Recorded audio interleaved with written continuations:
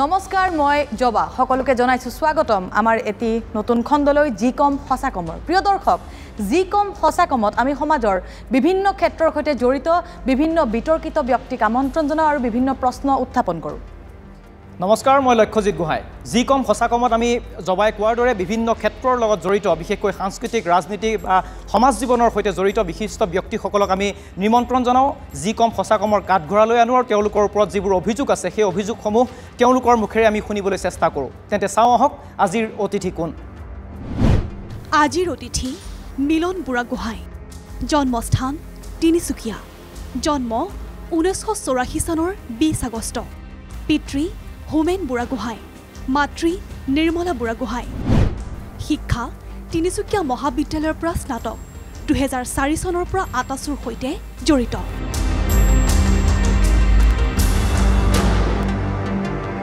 অনুষ্ঠানত পলম নকৰি আমি আজিৰ অতিথি মিলন বুঢ়াগোহাঁই ডাঙৰীয়াক আমি মাতিব বিচাৰিছোঁ আমাৰ বিশেষ কাঠঘৰালৈ ডাঙৰীয়া স্বাগতম জনাইছো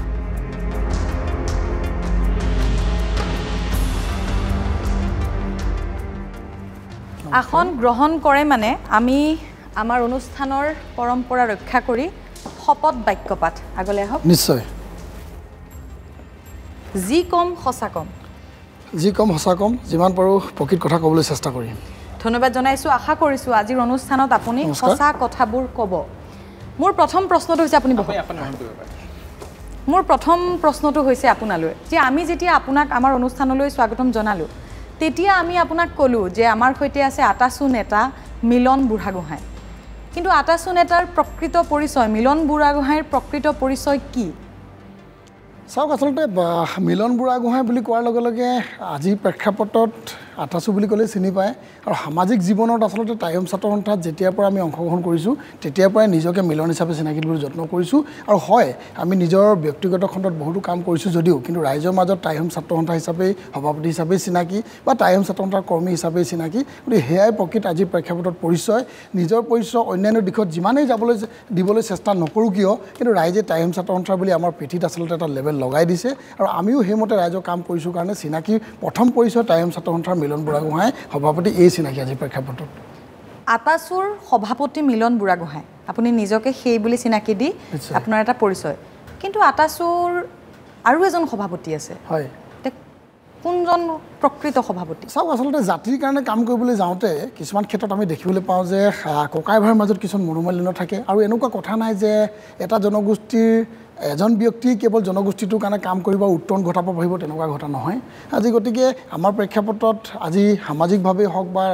যিকোনো প্ৰেক্ষাপটত টাইম ছাত্ৰ সন্থাৰ অন্য এজনৰ কথাটো নাম আহি পৰে আমি কোৱা নাই যে তেখেতে কাম কৰা নাই কিন্তু প্ৰকৃত পক্ষত আচলতে ৰাইজে যাক চিনাকি দিছে আৰু টাইম ছাত্ৰ সন্থাৰ যিসকলে আচলতে যাৰ সাহসত বা যাৰ আচলতে ছত্ৰছায়াত টাইম ছাত্ৰ সন্থা গঠন হৈছে তেখেতসকলে প্ৰকৃততে ক'ব যে প্ৰকৃত সভাপতি কোন আজি তেখেতসকলে স্বীকৃতি দি আহিছে আৰু দুভাগ বুলি কোৱা কথাটোত বা অন্য এজনৰ কথাটোত আচলতে তেনেকুৱা কথাবিলাক আহি পৰে কিন্তু ককাই ভাইৰ মাজৰ কিছু ক্ষেত্ৰত মনোমালিন্য আৰু সেই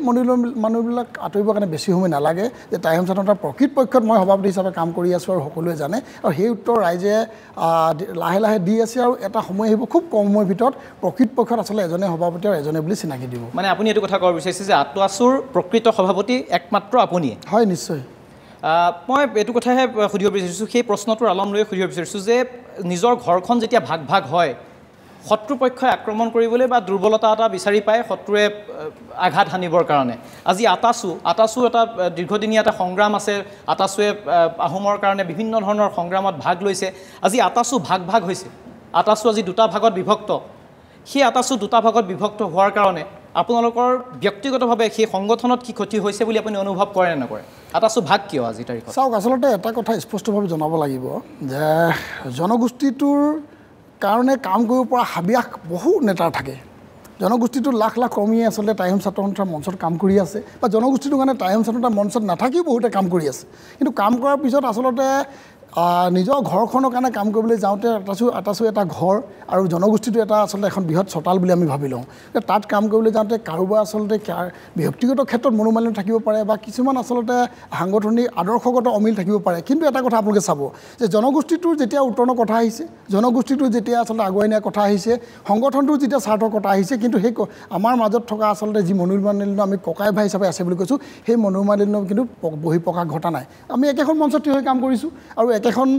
ঠাইতে আচলতে একেটা দাবীক লৈ আমি আচলতে জনগোষ্ঠীটোৰ উত্তৰণৰ কাৰণে কাম কৰিছোঁ আৰু তাত আচলতে কোনোবাই সুযোগ যদি ল'ব বিচাৰিছে ইয়াক ঘোকাত মিছা কথা কাৰণ এখন ঘৰৰ ককাই ভাই ৩-৪জন থাকিব পাৰে কোনোবাই যদি ভাবিছে যে ডাঙৰ ককাইক আৰু সৰু ককাইৰ মাজত কাজিয়া আছে আৰু কাজিয়াৰ সুযোগ লৈ আমি আচলতে তেখেতসকলৰ ঘৰখনক আমি হাঁহিব পাৰিম এয়া আচলতে মূৰ্খৰ স্বৰ্গত বাস কৰা কথা আহোমৰ ক্ষেত্ৰত কেতিয়াও সম্ভৱ নহয় এইটো আপুনি কৈছে আপুনি এইটো আপোনাৰ সৰলতা কিন্তু এটা কথা আজিৰ তাৰিখত আটাচুৰ বিভিন্ন দাবী আছে বিভিন্ন দাবীৰ চৰকাৰে আপোনালোকক আমন্ত্ৰণ জনায় দিছপুৰলৈ আমন্ত্ৰণ জনায় আলোচনাৰ কাৰণে আমন্ত্ৰণ জনায় যদি বিভিন্ন সংগঠন 5টা সংগঠন মাতিব লগা হয় তেতিয়া যদি অসম চৰকাৰে এখন তালিকা প্ৰস্তুত কৰে যে আটাচুক আমি নিমন্ত্ৰণ কৰিম সেই আটাচু কোনজনক নিমন্ত্ৰণ কৰিব বসন্ত গগৈ নে মিলন বুঢ়াগোহাঁই চাওক চৰকাৰে আলোচনা এটাৰ কাৰণে কাক নিৰ্ণয় কৰিব সেইটো বিচাৰ্য বিষয় নহয় আচলতে চৰকাৰে কাক নিমন্ত্ৰণ কৰিব চৰকাৰৰ যিটো আচলতে তেখেতৰ চিন্তাধাৰা মই চৰকাৰটো উদাহৰণহে দিছোঁ হয় মই চৰকাৰৰ কথাটো আচলতে আপুনি কৈছে যেতিয়া ক'বই লাগিব কাৰণ চৰকাৰৰ কথাটো কাৰণ চৰকাৰে আচলতে সদায় বিভাজনমুখী ৰাজনীতিত তেখেতসকলে সদায় সুবিধাটো বিচাৰে যে আমাৰ মাজত কাজিয়া হৈ আছে কাইলৈ দেশত চৰকাৰৰ বিপক্ষে মাত মাৰিছে মিলন বুঢ়াগোহাঁই গতিকে তেখেতক হয়তো আমি আলোচনাত নামাতোঁ হয়তো অন্যজন কোনোবা এজন ব্যক্তিয়ে চৰকাৰৰ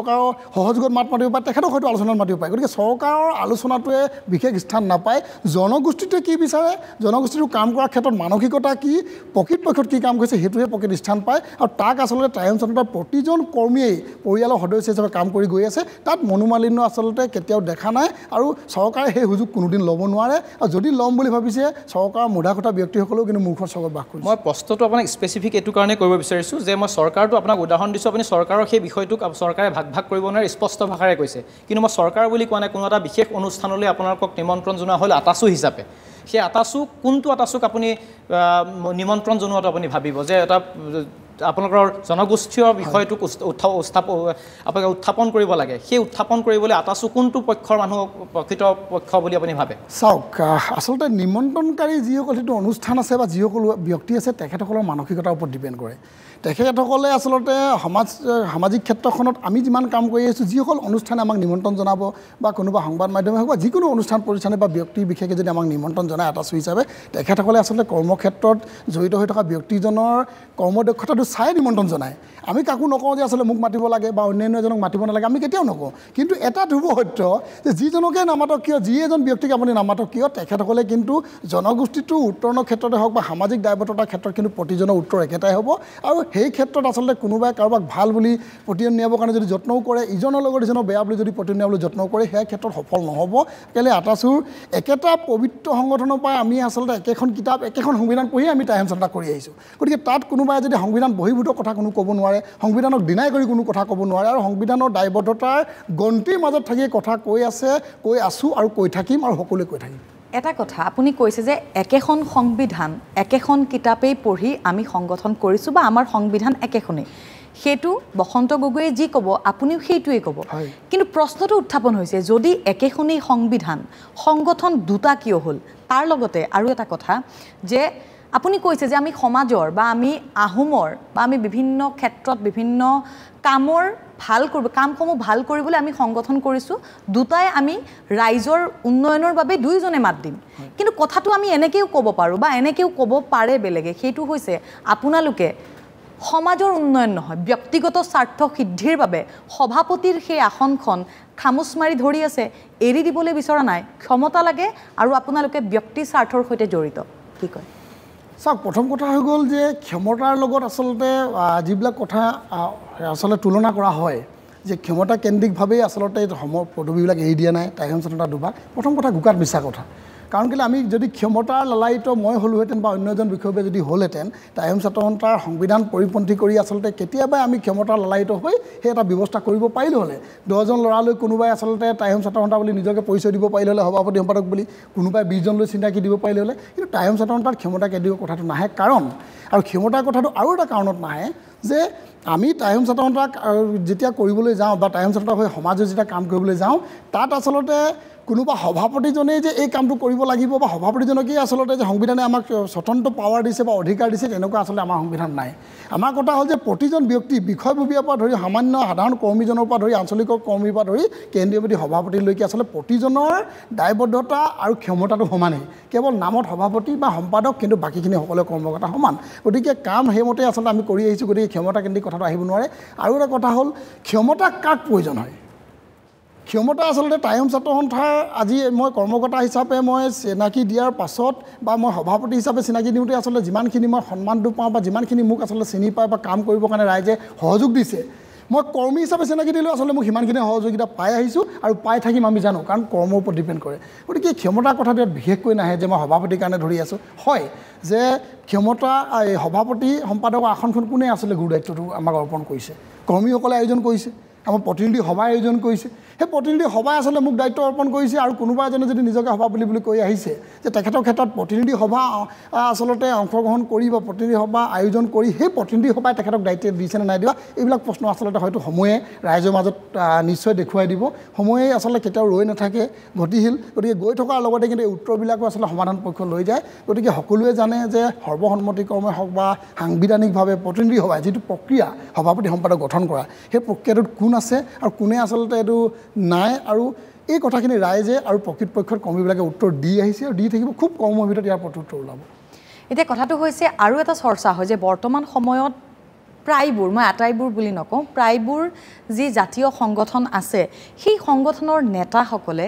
শাসকীয় পক্ষৰ কথামতে উঠা বহা কৰে অভিযোগ আপোনাৰ বিৰুদ্ধেও আছে কি কয় সেইটো আচলতে সংবাদ মাধ্যমৰ সৃষ্টি আপোনালোকে আমাক বেয়া পালেও লাভ নহ'ব কাৰণ কেলৈ সংবাদ মাধ্যমৰ এটা সৃষ্টি যে এই সংগঠনটোৰ সভাপতি সম্পাদকে বা কৰ্মীসকলে আচলতে বিজেপিৰ মতে কাম কৰে অন্য এটা সংগঠন আছে কংগ্ৰেছৰ মতে কাম কৰে কোনোবা এটা আচলতে আমুক ৰাজনৈতিক দলৰ মতে কাম কৰে এইটো সংবাদ মাধ্যমৰ সৃষ্টি কিন্তু প্ৰকৃতপক্ষত আচলতে সেয়া কেতিয়াও হ'ব নোৱাৰে কাৰণ সংবিধান বহিৰ্ভূতভাৱে কোনোবাই যদি কাম কৰিবলৈ গৈছে সেইজনেহে আচলতে কোনোবা ৰাজনৈতিক দলৰ ছত্ৰছায়াত থাকি কাম কৰিব পাৰে কিন্তু এই কথাটো আচলতে আমি কেতিয়াও মানি ল'বৰ কাৰণে আচলতে সক্ষম নহয় বা কেতিয়াও মানি নলওঁ যে আমি কোনোবা এটা ৰাজনৈতিক দলৰ মতে বা চৰকাৰৰ আমি পৰিচালনাত পৰি কাম কৰিছোঁ তেখেতৰ চুতলবিত কাম কৰিছোঁ কাৰণ আমাৰ দাবীবিলাক চৰকাৰৰ বিৰুদ্ধে সদায় আৰু যিখন চৰকাৰ থাকিব সেই চৰকাৰখনৰ লগত আমি প্ৰতিবাদ কৰাৰ লগতে আচলতে আমি সাংবিধানিকভাৱে আলোচনা কৰি কাৰণ আলোচনা আৰু সংগ্ৰাম এটা মুদ্ৰাৰ ইপিঠি আমি আজি সংগ্ৰাম কৰিছোঁ কাইলৈ আমি আলোচনাত মাতিছে গৈছোঁ আৰু আলোচনা যোৱাৰ লগে লগে আপোনালোকৰ সংবাদ মাধ্যমে সৃষ্টি কৰে যে আমি আচলতে আজি লালিপপ ল'বৰ কাৰণে গুচি গ'লোঁ দিল্লীত আলোচনা হ'ল গুৱাহাটীত আলোচনা হ'ল অন্য ঠাইত আলোচনা হ'ল আমি আলোচনা নকৰাটো নিবিচাৰে নেকি ৰাইজে গতিকে এই কথাবিলাকৰ পৰা আচলতে সাৱধান হোৱাটো মই ৰাইজক আহ্বান জনাইছোঁ যে আমি আমাৰ সমস্যাবিলাক আচলতে জাতিটোৰ উন্নয়নৰ কাৰণে যিখিনি কাম কৰিছোঁ আমি চৰকাৰৰ প্ৰতিবাদ এগেইনষ্টত যেনেদৰে কৰিব লাগে প্ৰতিবাদ কৰিছোঁ চৰকাৰৰ আচলতে সহযোগ কৰিবৰ কাৰণে কোনোবা ক্ষেত্ৰত আচলতে আলোচনা কৰিবলৈ যাওঁতে যদি আমি সহযোগ কৰিছোঁ হয় কাৰণ আমি সৰ্বজন বিদিত নহয় যে আলোচনাত কি হ'ব কোনোবা এখন চৰকাৰ দিল্লীত যদি আমাক মাতিছে গুৱাহাটীত যদি মাতিছে তাত আমাক কৈ দিয়া হয় যে আলোচনা হ'ব এইটো বিষয়ৰ ওপৰত জনজাতিকৰণ বা অন্যান্য বিষয়ৰ ওপৰত আলোচনা কৰিবলৈ যাওঁতে আমাকতো সৰ্বজন বিদিত আমি নহয় বা সৰবজান নহয় যে এই আলোচনাত আমাক এই কিবা এটা উত্তৰ দিব কি নিদিব আমি আগত নাজানো তাত আমাক প্ৰতিশ্ৰুতি দিয়া হয় আৰু আমি প্ৰতিশ্ৰুতি অংশগ্ৰহণ বিশ্বাস কৰিব লাগিব আমি যদি বিশ্বাসেই নকৰোঁ উফাইদাক মাৰি যদি আলোচনাত কোৱা কথাখিনি যদি আমি তেখেতসকলক এসপ্তাহ 10 দিন এবছৰ যদি সময় নিদিওঁ তেতিয়াহ'লে আমাৰ আলোচনা কৰাৰ কোনো যুক্তিয়ে নাই গতিকে কেতিয়াও চৰকাৰৰ মতে কাম কৰাৰ কথা নাই কোনোবা ক'ৰবাৰ ক্ষেত্ৰত আচলতে চৰকাৰৰ কিছুমান বিষয়ত আমাৰো হয়তো সহমতত আমি উপনীত হৈছোঁ সেই সহমতত উপনীত হোৱা বিষয়বিলাকে আচলতে সামঞ্জস্য ৰাখি আমাৰ চৰকাৰৰ আমাক বুলিয়ে নহয় বিভিন্ন সংগঠনবিলাকক কোৱা হয় যে চৰকাৰৰ আমি বহতীয়া হৈছোঁ বুলি গোকাত মিছা কথা সংবাদ মাধ্যমৰ ওপৰত আপুনি এটা অভিযোগ আনিছে যে যিটো এটা সংবাদ মাধ্যমৰ সৃষ্টি বুলি কৈছে যে ৰাজনৈতিক নেতাৰ কথাত উঠা বহা কৰাটো সংবাদ মাধ্যমৰ সৃষ্টি 2024 চনৰ লোকসভা নিৰ্বাচনৰ পূৰ্বে আপোনাৰ এটা ফোন টেপ ভাইৰেল হৈছিল সেই এজন লাচিত গগৈ নামৰ এজন বিজেপি নেতাৰ সৈতে আপোনাৰ কথোপকথন ভাইৰেল হৈছিল আৰু তাত আপুনি টিকট দিয়া নিদিয়াক লৈ আপোনাৰ প্ৰসংগ এটা উত্থাপন হৈছিল আৰু যাৰ কাৰণে যিটো আটাচুৰ মাজত যিটো বিভাজন আহিছিল সেই বিভাজনৰ মূল কাৰণ সেই ফোন টেপিংটো সেই ফোন টেপিংটো সংবাদ মাধ্যমে বজাইছে হয় কিন্তু ফোন টেপিংটোত আপোনাৰ ভাষ্য তাত আপোনাৰ কণ্ঠ থকাটো স্পষ্ট ৰূপত প্ৰকাশ পোৱা বুলি ইতিমধ্যে যেহেতু সকলোৰে হাতে হাতে ফোন টেপিং আহিছিল সেই ফোন টেপিঙত আপুনি যি লাচিত গগৈ নামৰ যিজন ব্যক্তি সেই ব্যক্তিজনৰ লগত আপুনি টিকট কেন্দ্ৰিক কথা কিয় পাতিব লগা হৈছিল সেইটো সংবাদ মাধ্যমৰ সৃষ্টিটো নহয় ধন্যবাদ জ্ঞাপন কৰিছোঁ আপোনাক আপুনি নিজৰ কথাটো নিজে স্বীকাৰ কৰি লোৱাৰ বাবে কাৰণ কেলৈ সেইটো সৃষ্টি সংবাদ মাধ্যমে হয় ফোন টেপিংটোৰ কথা কৈছোঁ ভইচটো আপোনাৰ আছিল তাতে নিশ্চয় আপুনি কোৱা প্ৰশ্নটো আপুনি উত্তৰ পাব কিন্তু সৃষ্টিটো সংবাদ মাধ্যমে হয় কাৰণ কেলৈ সেই ৰেকৰ্ডিংটো আপোনালোকে কোনোবা টাইহোম ছাত্ৰ সন্থাৰ কৰ্মী হওক বা কোনোবা সামাজিক ব্যক্তিয়ে বজাইছে নেকি তেখেতসকলে বজোৱা নাই আমি নবজাবলৈ কোৱা নাই মই আপোনাক ধন্যবাদ জ্ঞাপন কৰিছোঁ কাৰণ আপুনি বজাই দিয়াৰ কাৰণে কিন্তু সৃষ্টিটো তাৰ পৰা হৈছে যদি তাত সংবাদ মাধ্যমত নাবাজিলে উলিয়াই দিছোঁ সন্মুখলৈ কাৰণ সেইটো আপোনালোকে উলিয়াব পৰা নাই কাৰণ কেলৈ সেইটো এটা আচলতে বিষয়বস্তু কিহৰ লগত জড়িত হৈ আছিল সেই বিষয়বস্তুটোৰ আপোনালোকে প্ৰকৃতপক্ষত আচলতে তাৰ কোনো সৰজমিন তদন্তই হওক বা আপোনালোকৰ যিখিনি দায়বদ্ধতা আছিলে ভেৰিফিকেশ্যন সেইখিনি আপোনালোকে কৰা নাই মই কোৱা নাই যে আপোনালোকক মানে আইনীভাৱে তদন্ত কৰিব মিলন বুঢ়াগোহাঁই ডাঙৰীয়া মই এইটোৱে ক'ব বিচাৰিছোঁ যে তদন্তৰ আপুনি যিটো কথা কৈছে যে তদন্তৰ পিছৰ পৰ্যায়ত সেইটো আইনী মাজতো সোমাইছিলে আইনৰ এটা বিষয় লৈ গৈছিল কিন্তু মই যিটো ফোন টেপিঙৰ কথা কৈছোঁ যিকেইটা কথোপকথন তাত আপুনি স্পষ্ট ভাষাৰে কৈছিল যে আপোনাৰ এজন বিশেষ মন্ত্ৰীৰ সৈতে আপোনাৰ কথা হৈছিল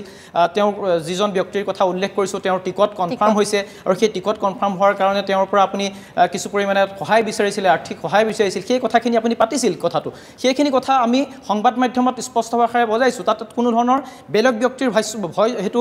কণ্ঠ নহয় সেইটো আপোনাৰ কণ্ঠ সেইখিনি কথাহে কিয় পাতিব লগা হৈছিল সেই প্ৰশ্নটোহে সুধিব বিচাৰিছোঁ সেই প্ৰশ্নটোৰ উত্তৰ আপোনাৰ নিশ্চয় মই ৰাজহুৱাভাৱে দিবলৈ পালে মই ভাল পাম প্ৰথম কথাটো হৈ গ'ল আপোনালোকে তাত যিটো আৰ্থিক কথাখিনি কৈছে আপুনি সেইটো কেতিয়াও তাত না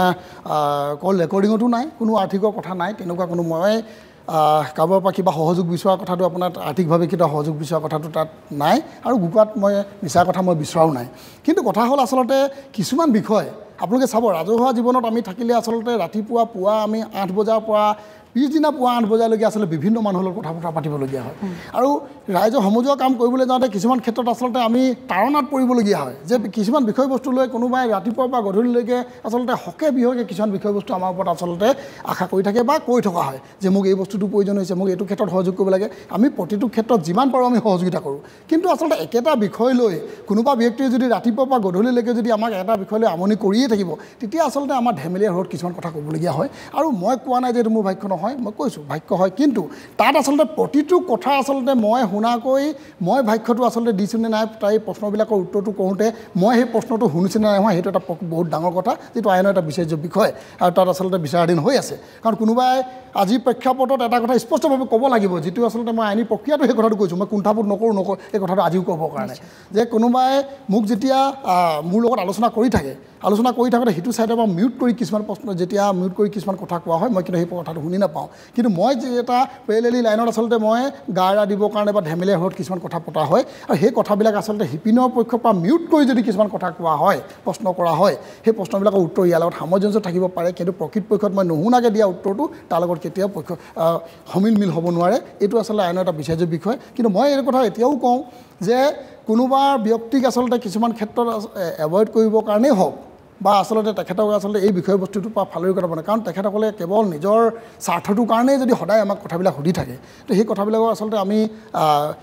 নিজৰ ব্যক্তিগত জীৱনৰ লগতে সামাজিক জীৱনত ব্যস্ত হৈ থকা সময়খিনিত সদায় তেখেতলৈ লাগি থকাটো সম্ভৱ নহয় গতিকে তেনেকুৱাই এটা আচলতে দিশত গতি কৰি এই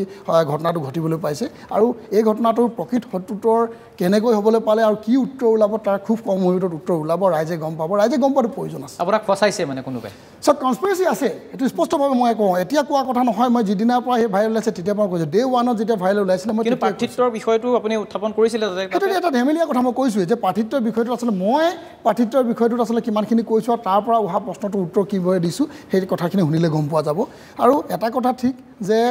মই সেই কথাখিনিৰ লগত জড়িত হোৱাৰ দিনৰে পৰা মই ডে 1ৰ পৰা কৈ আহিছোঁ যে এটা কনস্পিৰেচি হয় আৰু কনস্পিৰেচি কোনে কৰিছে ইতিমধ্যে প্ৰায় লোকে এই বিষয়ে আচলতে অৱগত হৈছে এইটো খুব কম সময়ৰ ভিতৰত যিহেতু আইনৰ এটা বিচাৰাধীন বিষয় গতিকে মই আজি এটা উত্তৰটো দিব বিচৰা নাই কিন্তু খুব কম সময়ৰ ভিতৰত ইয়াৰ প্ৰত্যুত্তৰ ওলোৱাৰ লগে লগে হয়তো এনেকুৱা এটা অনুষ্ঠানত হয়তো কোনোবা এজন ব্যক্তিয়ে এই বিষয়বিলাক উলিয়াই মোৰ বিষয়টো উলিয়াই হয়তো আপোনালোকৰ এই অনুষ্ঠানতে হয়তো কোনোবা উত্তৰ দিব পাৰে আহোমৰ জনজাতিকৰণৰ এই যি গোটেই বিষয়টো লৈ আন্দোলন হৈ আছে আপোনালোকে আহোমে বিচাৰি আছে জনজাতিকৰণ আৰু চৰকাৰখনৰ সৈতে আলোচনা বিলোচনা বা এই গোটেই প্ৰক্ৰিয়াটো কিন্তু দীঘলীয়া হৈ গৈ আছে এই গোটেই বিষয় সন্দৰ্ভত আপোনাৰ স্থিতি কি চাওক আমি গণতান্ত্ৰিক দেশত বসবাস কৰা গণতান্ত্ৰিক এটা সংগঠনৰ আচলতে আমি নেতৃত্ব বহন কৰি আহিছোঁ গতিকে আমাৰ যিবিলাক দাবী আছিলে আমি গণতান্ত্ৰিক প্ৰক্ৰিয়াই যাব লাগিব এইখনটো খালী স্থান নহয় যে আমি আচলতে দা তৰোৱাল আমি লৈ যুদ্ধ কৰি চৰকাৰৰ লগত আমি আজিয়ে দিব লাগে বুলি ক'ম এইটো আমি ক'ব নোৱাৰোঁ কেতিয়াও তো গতিকে আমি কৈছোঁ গণতান্ত্ৰিক প্ৰক্ৰিয়া আমি গৈ আহিছোঁ 1988 চনৰ 14-15 জুলাইত টাইম ছাত্ৰনেতা জন্ম হৈছে বহু সভাপতি আহিলে গ'ল, বহুৱে নেতৃত্ব প্ৰদান কৰি গুচি গ'ল, কিন্তু দাবীটো দাবী হৈ আছে আৰু প্ৰতিটো দিনাই আৰু প্ৰতিজন সভাপতি সম্পাদকে বা প্ৰতিজন নেতৃত্বই আচলতে এই বিষয়ক লৈ কাম কৰি আহিছে আৰু সদায় আলোচনাও কৰিছে, বিষয়বস্তুবিলাক আগুৱাই লৈ গৈছে, ৰাইজক সজাগ সৃষ্টি কৰিছে। আমিও তাৰ পৰিপন্থী নহয়, আমি সদায় কৰি আহিছোঁ। হয়, আন্দোলন ৰাজপথৰ সংগ্ৰামখন হয়তো কোনো ক্ষেত্ৰত কোনোবা এজন সভাপতিৰ নেতৃত্বত বেছি হৈছে, কোনোবা সময়ত কম হৈছে, কিন্তু গতানুগতিকভাৱে হৈ গৈ আছে আৰু এই আন্দোলনবিলাক চলি আছে, চলি থাকিব লাগিব। কিন্তু কথা হ'ল আমি আলোচনাবিলাক কৰিবলৈ যাওঁতে আমাৰ কিছুমান কথা আচলতে আমি পুংখানুপুংখভাৱে দাঙি ধৰোঁ, কিন্তু যিবিলাক আচলতে সংবাদ মাধ্যমত প্ৰকাশ নাপায় আৰু নোপোৱাৰ কাৰণ আপোনালোকৰ দুখ নহয় বা আমি আপোনালোকক নেদেওঁ। কাৰণ কেলৈ সেই বিষয়বস্তুবিলাক দিল্লীত যদি আলোচনা হৈছে, সেই দিল্লী সংবাদ মাধ্যমৰ আগত আমি যেতিয়া কথাবিলাক অৱগত কৰোঁ, আমি অৱগত কৰাৰ লগতে চৰকাৰী পক্ষই আলোচনা কৰোঁতে কিন্তু কি প্ৰকৃত আলোচনা হ'ল, আমি কিখিনি দাবী দিছিলোঁ, সেই দাবীখিনিৰ ওপৰত তেখেতসকলে আচলতে স্পষ্টীকৰণটো নিদিয়ে। গতিকে নিদিয়াৰ কাৰণে এটা বিষয়ৰ মাজত থাকি যায় যে প্ৰকৃততে সংগঠনকেইটা আলোচনাকাৰী সংগঠনকেইটা পলিথি আলোচনাকেইটাই কিবা কোৱা কথাখিনি সঁচা নে চৰকাৰী পক্ষৰ পৰা আচলতে কোৱা নাই কি কাৰণে, এনেকুৱা টাইপৰ প্ৰশ্নবিলাক থাকি যায় ৰাইজৰ মাজত। কিন্তু আলোচনা হৈ আছে, আলোচনাৰ ওপৰত আলোচনাৰ পিছত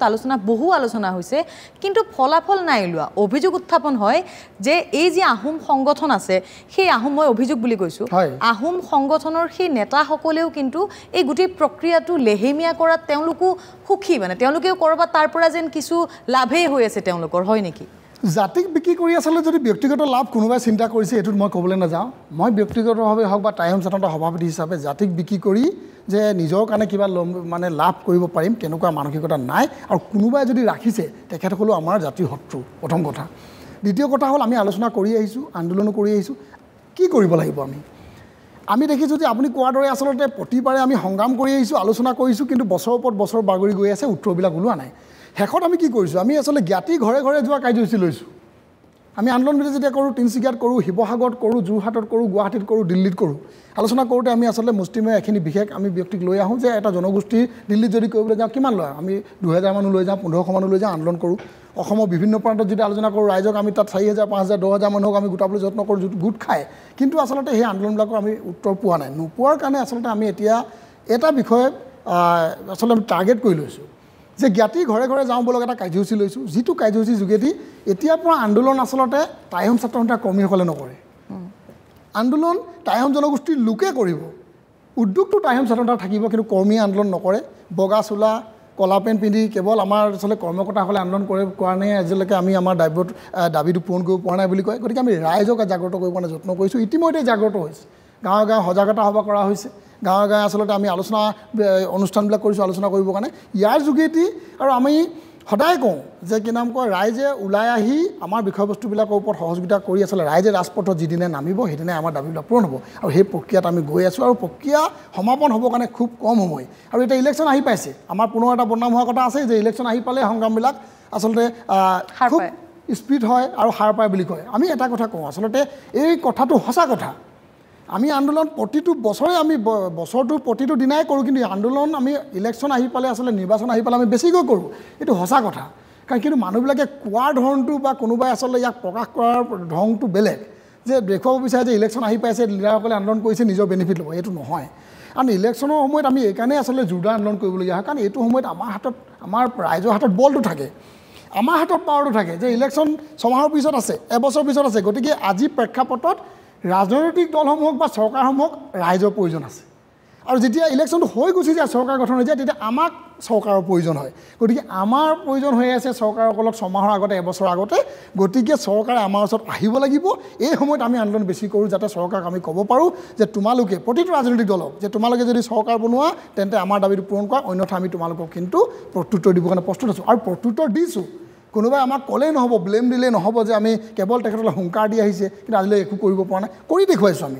আমি নিজৰ আহোম অধ্যুষিত অঞ্চলবিলাকত লোকসভাতে হওক বা বিধানসভাতে হওক আমি প্ৰত্যুত্তৰ দি দেখুৱাইছোঁ যে আমাৰ জনগোষ্ঠীবিলাক একত্ৰিত হৈ আছে, ইচ্ছা কৰিলে আমি কাৰোবাক আচলতে চৰকাৰ বনাবও পাৰোঁ, ভাঙিব পাৰোঁ। সেয়া কংগ্ৰেছ চৰকাৰ দিনতো দেখিছে, আজি বিজেপি চৰকাৰ দিনতো কিন্তু লোকসভা নিৰ্বাচনত ইতিমধ্যে পুংখানুপুংখভাৱে ৰাইজে দেখুৱাই দিছে যে আমি সংগঠন প্ৰকৃতপক্ষক ৰাইজলৈ কৰিছোঁ, আৰু ৰাইজে দাবীটোৰ প্ৰতি সচেতন। গতিকে আচলতে তাৰ প্ৰত্যুত্তৰ ৰাজনৈতিকভাৱে যে দিব পাৰোঁ সেইটো প্ৰমাণ কৰি দিছে, আৰু অদূৰ ভৱিষ্যতে পুনৰ প্ৰমাণ কৰিম। যিটো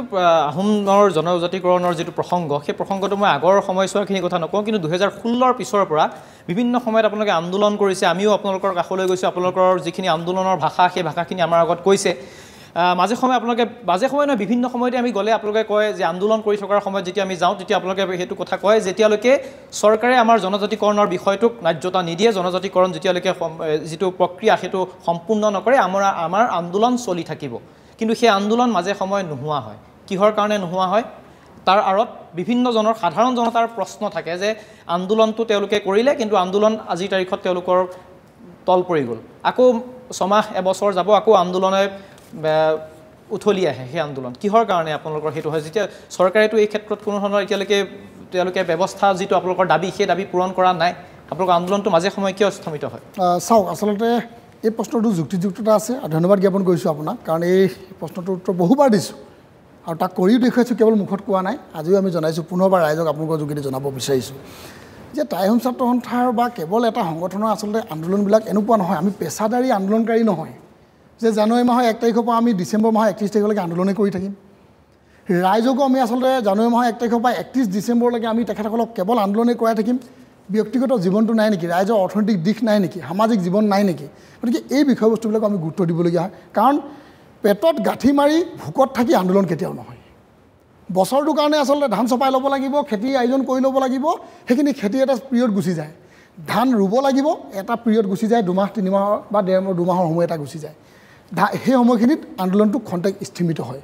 ধান কাটিবলৈ হয় কাটি আচলতে যেতিয়ালৈকে চপাই লৈ সোণগুটি যেতিয়ালৈকে চপাই নলয় পেটত আচলতে ভোক লগা পজিশ্যনটো আহিলে যাতে আমি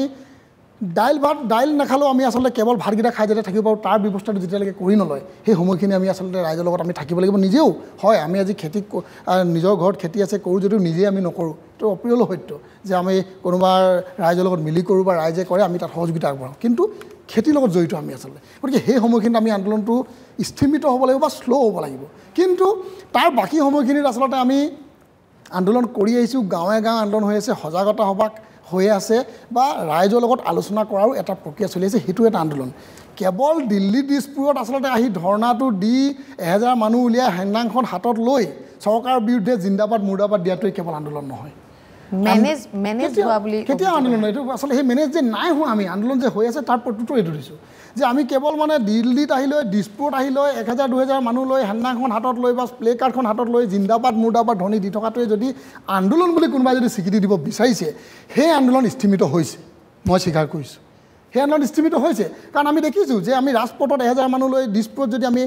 2 দিন হালা কৰি আছোঁ 5 দিনৰ কাৰণে সময় নষ্ট কৰি আমি 2 দিন হালা কৰিছোঁ ঠিক হৈছে খুব আন্দোলন হৈছে কিন্তু সেই আন্দোলনটোৱে কিমান উত্তৰ প্ৰভাৱ পেলাইছে তাৰ আমি আচলতে সমীক্ষা চলাই চাইছোঁ সমীক্ষা চলাই দেখিছোঁ যে ইয়াত আন্দোলন কৰাৰ সমীক্ষাটোৰ ওপৰত ভিত্তি কৰি আমি দেখিছোঁ ইয়াত 5 দিন নষ্ট কৰাৰ লগতে কিন্তু আমি গাঁৱত গ'লে 10 দিন সময় নষ্ট কৰিব লাগিব গাঁৱে গাঁৱে যাব লাগিব প্ৰতিজন আহোম জনগোষ্ঠীৰ ব্যক্তিক বুজাব লাগিব যে টাই আহোম ছাত্ৰ সন্থাই জনজাতিকৰণ আচলতে পোৱাৰ পাছত এই সুবিধাখিনি হ'ব আৰু জনজাতিকৰণ বিচাৰিলে অসমৰ সুৰক্ষিত ভৱিষ্যত থাকিব গতিকে এই কথাবিলাক আচলতে বুজাই থকাটো এটা সংগ্ৰাম মানে মেনেজ নহয় নেতা নহয় যেনে এই ধৰণৰ কথা 100% নহয় আৰু কোনোদিন আচলতে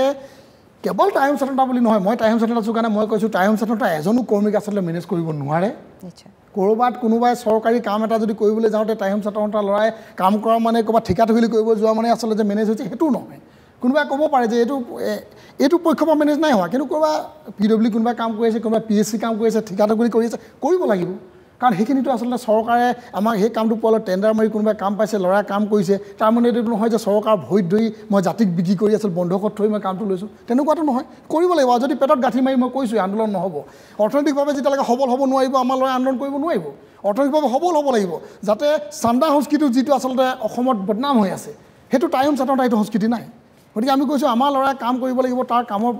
বেনিফিটত আৰু যিটো পাব তাৰ পৰা আচলতে তাৎক্ষণিকভাৱে হোৱা আন্দোলনবিলাকত তেখেতৰ যিখিনি সহযোগিতা থাকে বা অৰ্থনৈতিকভাৱে যিখিনি তেখেতৰ সহযোগিতা থাকিব সেইখিনি পাব লাগিব তাৰ কাৰণে আমি অৰ্থনৈতিক সংগ্ৰাম কৰিছোঁ নিশ্চয়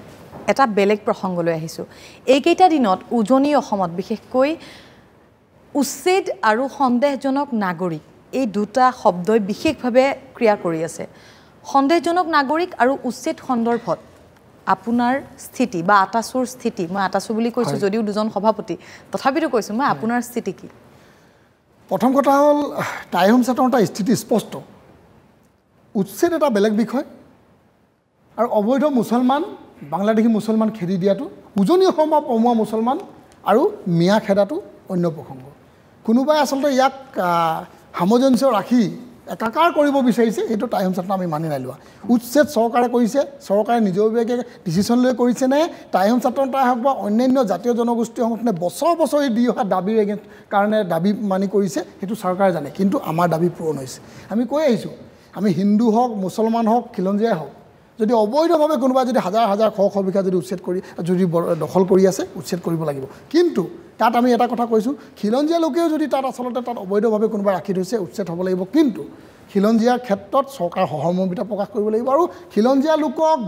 খিলঞ্জীয়া ভূমিহীন লোকক ভূমি দিবৰ কাৰণেই উচ্ছেদ কৰিব কৈছে অবৈধভাৱে গতিকে সেই ভূমিত যদি কোনোবা খিলঞ্জীয়া লোক বহি আছে তেখেতসকলৰ ক্ষেত্ৰত কিন্তু প্ৰকৃতপক্ষত সুকীয়াকৈ চিন্তা চৰ্চা কৰিব লাগিব চৰকাৰে নীতি ল'ব লাগিব সেইসকলে ভূমি পাব লাগিব আৰু অবৈধ মুছলমানৰ কথাটো যিটো আছে হিন্দু হওক বাংলাদেশী হওক অসমৰ পৰা অবৈধ মুছলমান যাব লাগিব ভাৰতবৰ্ষৰ পৰাও যাব লাগিব সেই নীতি চৰকাৰ আছে কিন্তু উজনি অসমত এটা স্পষ্টভাৱে টাই আহোম চেতনা আমি জনাব বিচাৰিছোঁ অবৈধ যিসকল মুছলমান আছে বাংলাদেশী মুছলমানৰ লগতে মিয়াসকলে নামনি অসমৰ মিয়াসকলে উজনি অসমত গৈ কাৰণ জনগাঁথনি যিটো আছে সেই জনগাঁথনি আপোনালোকে নামনি অসমত সৰ্বজন বিদিত ৰাইজে জানে যে আজি নামনি অসমত গোৱালপাৰা ধুবুৰীত আজি খিলঞ্জীয়া বুলি ক'বলৈ আচলতে কেইদিনমান পিছত চিৰিয়াখানাত চাব লাগিব খিলঞ্জীয়া লোক কোন কাৰণ খিলঞ্জীয়া হৈ থকা নাই খিলঞ্জীয়াৰ প্ৰভুত্ব তাত নাই গতিকে উজনি অসমতো আচলতে সেই এটা প্ৰক্ৰিয়া আৰম্ভ কৰিছে মিয়াসকলে আহিলেও কৰ্মসূত্ৰে তেখেতসকলে আহে কোনোবাই কয়লাত কাম কৰিম বুলি আহে কোনোবাই কাঠত কাম কৰিম বুলি আহে কোনোবাই খেতিত কাম কৰিম বুলি আহে কাম কৰিবলৈ অহা আচলতে তেখেতসকলে কিন্তু নিজৰ ঘৰৰ কথা পাহৰি যায় আৰু আহি ইয়াত থিতাপি লয় এজনে কাৰোবাৰ ঘৰত কাম কৰিম বুলি দুদিনৰ কাৰণে থাকে তাৰপিছত তেখেতে তাত কামৰ সূত্ৰে কাম কৰিম দিন হাজিৰা কৰি কাম কৰিবলৈ যত্ন কৰে আৰু তাতে তেখেতসকলে আচলতে আৰু এজন মানুহ প্ৰয়োজন হৈছে বুলি নামনি অসমৰ আৰু দুজন মানুহ মাতি আনে তেখেতৰ ৰিলেটিভ মাতি আনি সেই দুজনে এবছৰৰ পিছত ছমাহৰ পিছত আৰু দুজন মাতি আনে আৰু তেখেতসকলৰ 6জন 7জন হোৱাৰ লগে লগে তেখেতসকলে আচলতে তাৰ মাজত এটা ফেমিলি ৰিলেশ্যন কৰি তেখেতসকলৰ জনসংখ্যা বৃদ্ধি পায় আৰু জনসংখ্যা বৃদ্ধি পোৱাৰ লগে লগে সেই অঞ্চলটোত আচলতে তেখেতসকলে যেতিয়া এটা মেজৰ সংখ্যক তেখেতসকলে সেই চুবুৰীটোত হৈ যায় তেখেতসকলে তাত অঞ্চলটোত আচলতে কুকৰ্মবিলাক কৰিবলৈ আৰম্ভ কৰে গৰু চুৰ কিবা অন্যান্য মানুহৰ ঘৰত চুৰ বা অন্যান্য ৰেপৰ দৰে কাণ্ড হ'বলৈ ধৰিছে ক'বলৈ বেয়া মুকলিভাৱে তেনেকুৱা কাণ্ডবিলাক হোৱাৰ পিছত সেই অঞ্চলটো আচলতে এটা লেতেৰা কৰি দিয়াৰ লগতে পৰিৱেশৰ লেতেৰা কৰাৰ লগতে ঠাইডোখৰো লেতেৰা কৰি দিয়ে আৰু লেতেৰা হৈ সেই অঞ্চলটোত সেই স্থানীয় লোকসকলে আচলতে থাকিবলৈ ঘিণ কৰি বা এটা এই পৰিৱেশটো বেয়া হৈছে বুলি কয় আমাৰ মানুহে সদায় এটা ভাল পৰিৱেশত থাকিবলৈ বিচাৰে অসমীয়া মানুহে খিলঞ্জীয়া মানুহে পৰিৱেশ বেয়া হৈছে বুলি কয় তেখেতে নিজে আঁতৰি বেলেগ এখন ঠাইলৈ গুচি যায় সেই ঠাইটো তেখেতসকলে নিজাজিকৈ বহি লয় আৰু তাতে লাহেকৈ মছজিদ এটা বনোৱা হয় মছজিদ বনোৱাৰ লগে লগে তেখেতসকলে তাত নিজৰ ভাষা যিবিলাক চিলতীয়া ভাষা আছে বা অন্যান্য ভাষাবিলাক ব্যৱহাৰ কৰি ভাষাৰ প্ৰতি অস্তিত্ব সংকটত আহে আৰু অনুষ্ঠানটো বেয়া হয় তেনেদৰেই মাছ পুহিবলৈ ধৰে অন্যান্য কিবা কৰিবলৈ ধৰে কৰি ব্যৱসায় ভিত্তিত কৰি তেখেতসকলে এইদৰেই কিমান চুবুৰীয়া আচলতে ভিতৰুৱা অঞ্চল আছে য'ত খিলঞ্জীয়া মানুহবিলাকে থাকিব নোৱাৰে সেই অঞ্চলবিলাক তেখেতসকলে ৰাখি গোটেই অঞ্চলটো আচলতে মুছলমানৰ তেখেতসকলৰ জনবসতি প্ৰদান কৰিবলৈ যত্ন কৰে যাৰ এটাই লক্ষ্য উদ্দেশ্য নামনি অসমত যিদৰে আচলতে তেখেতসকলে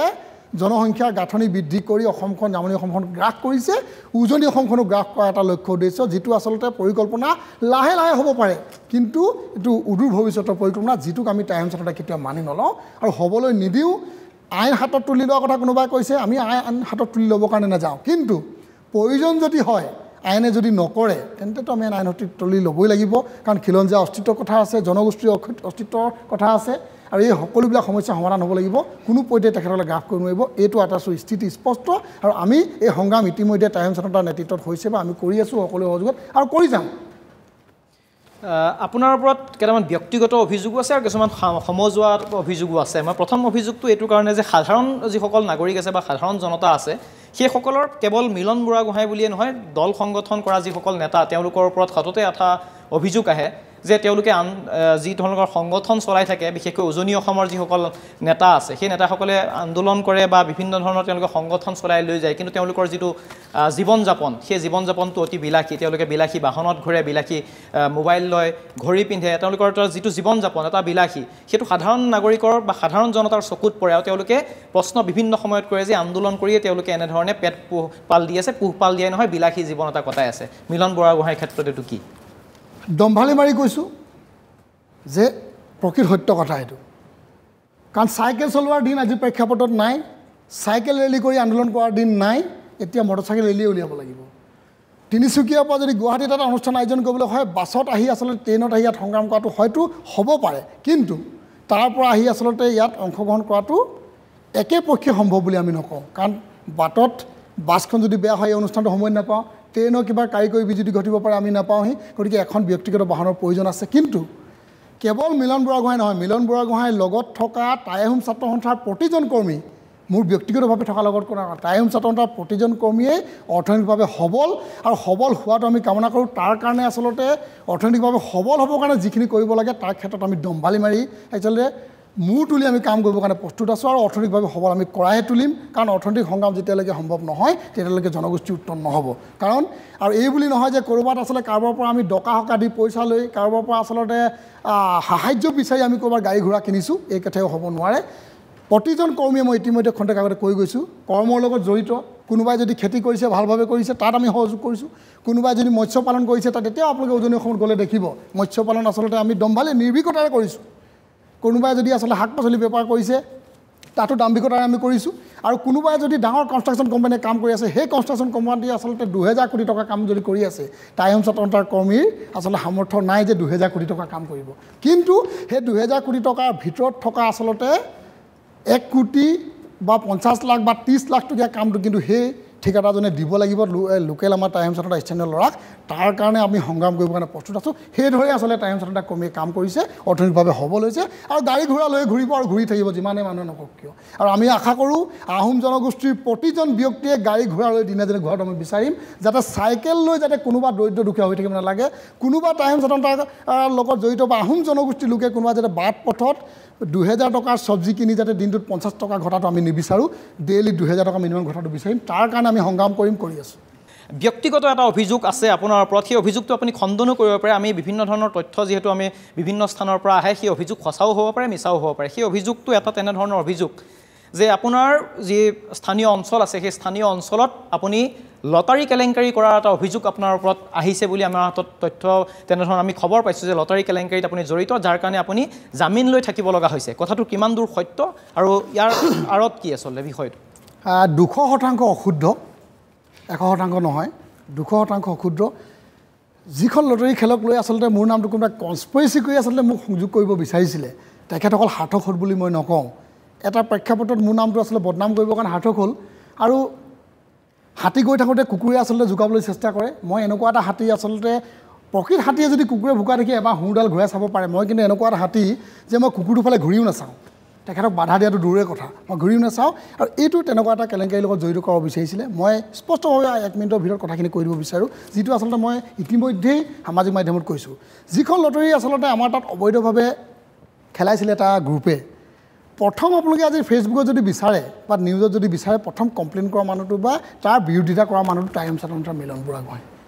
আপোনালোকৰ হয়তো সংবাদ মাধ্যমতো বাজিছে এই সময়ত নিউজ। মই প্ৰথম যেতিয়া কেলেংকাৰীৰ কথাটো অহাই নাই, আমি শুনিবলৈ পাইছিলোঁ যে তাত এখন লটাৰী খেল হৈছে যিটো আচলতে ৰেজিষ্ট্ৰেশ্যন হোৱা নাই, ৰেজিষ্টাৰ নকৰাকৈ সেই কমিটিখনৰ ৰেজিষ্ট্ৰেশ্যন নাই, অন্যান্য কিবা কিবি অসুবিধা আছিলে বা বদনাম আছিলে, গতিকে মই প্ৰথম বিৰোধ কৰিছিলোঁ। বিৰোধ কৰাৰ পাছত আমি দেখিবলৈ পালোঁ যে তাতে লটাৰীখন খেলোৱাৰ লগত আমাৰ টাই আহোম ছাত্ৰ সন্থাৰ কৰ্মী কেইজনমানৰ ওচৰলৈ আচলতে সেই লটাৰীৰ লগত জড়িত খেলুৱাবলৈ জড়িত হোৱা কমিটিৰ কেইজনমান ব্যক্তি আমাৰ স্থানীয় ল'ৰা। তেখেতসকলে আহি টাই আহোম ছাত্ৰ সন্থাক কৈছিলে যে আমি আচলতে নামঘৰ উন্নয়নৰ কাৰণে বা স্থানটো উন্নয়নৰ কাৰণে বা টাই আহোম ছাত্ৰ সন্থাৰ ইয়াত যিটো অফিচ আছে বা যিকোনো আচলতে যিবিলাক আমাৰ ইয়াত সামাজিক অনুষ্ঠান আছে সেইবিলাকত আমি সহযোগিতা কৰিম আৰু ইয়াৰ বেনিফিট যিটো হ'ব বেনিফিটেদি আমি সামাজিক কামত লগাম। গতিকে বিশেষ তেনেকুৱা আচলতে অসুবিধা নাই। লটাৰীখন আপুনি খেলাব পৰা অৱস্থা যদি আপোনালোকে সকলোৱে সহযোগ কৰে, প্ৰশাসনিক দিশলৈ যদি কথা পাতি দিয়ে বা সকলোৱে যদি আমি যাওঁ, ৰাইজৰ সহযোগিতা যদি পাওঁ, আমি খেলাম বুলি কৈছিলে। আমি বোলো প্ৰকৃতপক্ষত যদি নামঘৰ আপোনালোকে উন্নয়ন কৰিব বিচাৰিছে, গাঁওখন উন্নয়ন কৰিব বিচাৰিছে, আপোনালোকে প্ৰশাসনৰ লগত যোগাযোগ কৰক। আৰু প্ৰশাসনৰ লগত টাই আহোম ছাত্ৰ সন্থাৰ মোৰে সতীৰ্থ 2-এজনে নি প্ৰশাসনৰ লগত কথা পতাই দিছিলে। কথা পতাবলৈ যাওঁতে তেখেতসকলৰ মাজত কি কথা পাতিলে নাই পতা তেখেতসকলে জানে, কিন্তু তাৰ পিছত আমি দেখিবলৈ পালোঁ যে লটাৰী খেলখন কিন্তু মই খবৰ লৈছিলোঁ। তেওঁ ক'লে যে প্ৰশাসনৰ অনুমোদন আছে আৰু অনুমোদনৰ কপি মই ইচ্ছা কৰিলে আচলতে আজি লৈ নাই অহা, সেই কপিটো মই নিজে স্বচক্ষুৱে চাইছোঁ। তিনিচুকীয়া জিলা প্ৰশাসনৰ অনুমোদন থকা আচলতে খেলাবৰ কাৰণে অনুমোদন দিয়া এখন লটাৰী খেল। মই অনুমোদন চোৱাৰ পিছত মই আমাৰ কৰ্মীসকলক কৈছোঁ যে তেতিয়াহ'লেতো আপত্তি নাই, প্ৰশাসনে যেতিয়া অনুমোদন দিছে, আমাৰ যেতিয়া সামাজিক যেতিয়া অনুষ্ঠানৰ উন্নয়ন হ'ব, গতিকে তোমালোকে তাত কিবা থাকিলে জনাব পাৰা। সেই বিষয়বস্তুটোতে আচলতে কোনোবাই কি তেখেতসকলৰ পাক চকৰ পৰিলে লটাৰী খেলৰ খেলুৱা যিটা আচলতে উদ্যোগকাৰী আছিলে, তেখেতসকলৰ নিজৰ মাজত কিবা এটা মনোমালিন্য বা অন্যান্য এটা